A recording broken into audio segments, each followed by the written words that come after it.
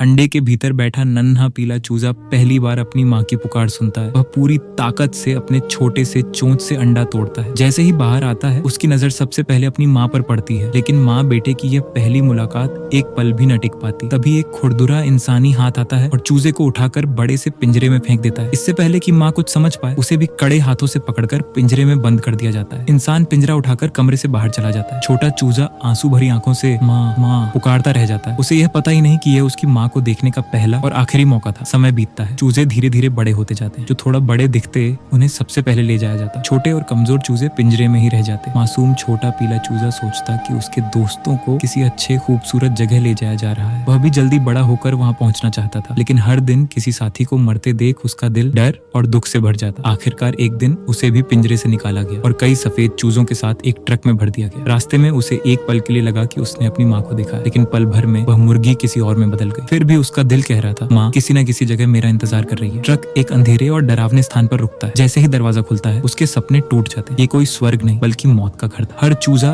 एक एक कर लटकाया जा रहा था और फिर सब चुप हो जाता था। तभी एक आदमी पिंजरे को उठाता है, लेकिन उसका पैर फिसल जाता है। पिंजरा जोर से जमीन पर गिरता है और ताला खुल जाता है। मौका मिलते ही छोटा पीला चूजा पूरी ताकत से भागता है और दौड़ते दौड़ते एक घने जंगल में पहुंच जाता है। माँ को तलाशने का उसका सपना अभी भी जिंदा था। उसे लगा कि शायद यही वह जगह है जहाँ उसकी नई जिंदगी शुरू हो सकती है।